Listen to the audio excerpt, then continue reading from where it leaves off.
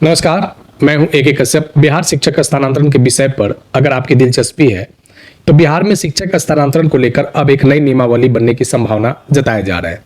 बिहार शिक्षा विभाग जो है वो जनवरी 2026 में नियमावली को कैबिनेट से मंजूरी करवाकर उसे बिहार में शिक्षकों के स्थानांतरण के लिए प्रकाशित कर सकता है। और ये एक बड़ा महत्वपूर्ण विषय है क्योंकि बिहार में शिक्षक स्थानांतरण की इतनी बार नियमावली बने हैं कि शिक्षकों का जो स्थानांतरण प्रक्रिया है वो कई चरणों से कई तरीके से गुजरा।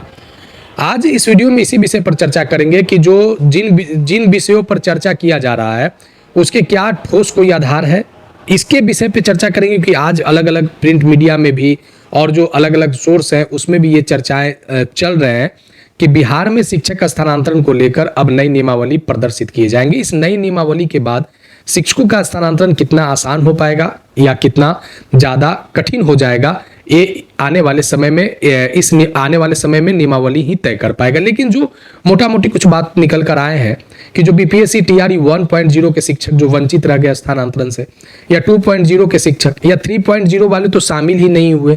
3.0 वाले को, क्योंकि 1,90,000 जब अभ्यावेदन लिए गए थे तो उसमें 3.0 वाले को कोई जगह नहीं था।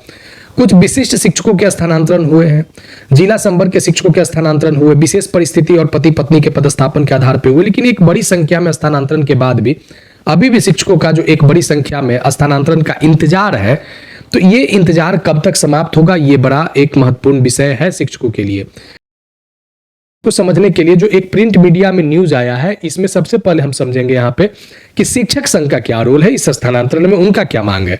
उसके बाद देखेंगे कि सरकार का यहाँ यानी विभाग का जो अपना पक्ष है वो किस आधार पे काम करेगा। तो सबसे पहले देखिए शिक्षक संघ ने क्या सुझाव दिए हैं।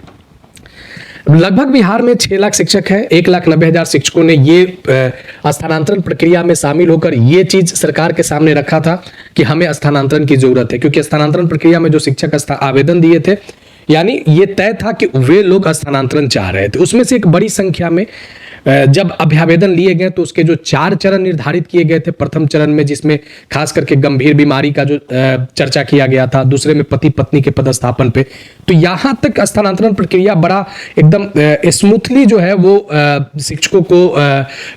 शिक्षकों के लिए काम किया और शिक्षक के स्थानांतरण हुए भी। तीसरे प्रक्रिया में जो दूरस्थ महिला शिक्षक से रिलेटेड था और चौथे में पुरुष वाले, तो यहाँ पे महिला शिक्षकों का स्थानांतरण हुआ। लेकिन एक बड़ी संख्या में महिला शिक्षक और पुरुष शिक्षक अभी भी अंतर जिला स्थानांतरण से वंचित रह गए। अब देखिए कि नई नियमावली में क्या कुछ बातों में सुधार होगा, लेकिन उससे पहले जानेंगे कि शिक्षक संघ का क्या यहाँ पे सुझाव है।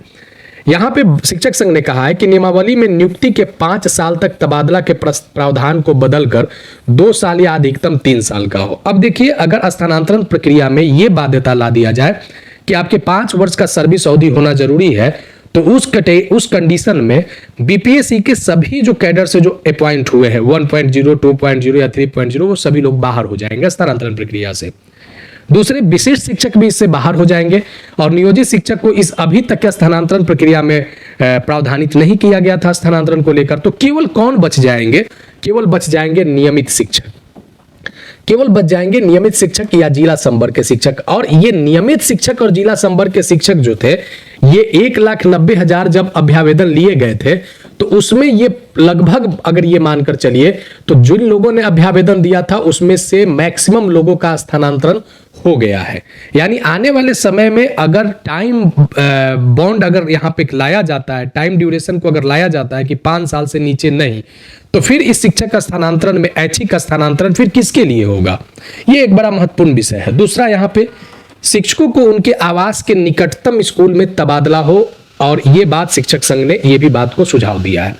तीसरा, यहाँ पे मुख्य रूप से कहा गया कि तबादला में शिक्षकों की वरीयता का ख्याल रखा जाना चाहिए और गंभीर बीमारी की स्थिति में तत्काल तबादला मिले। यानी यहाँ पे देखिए, विभाग अगर 5 साल का अगर टाइम यहाँ पे अभी क्लियर नहीं हो पाया है, लेकिन जिस तरीके से यहाँ पे जो पब्लिश हो रहा है, अगर 5 साल का टाइम बाउंड रखता है तो ऐच्छिक स्थानांतरण से मतलब लगभग जो शिक्षक 2023 के बाद जो बहाल हुए वे रुक जाएंगे, वे उनका नहीं हो पाएगा।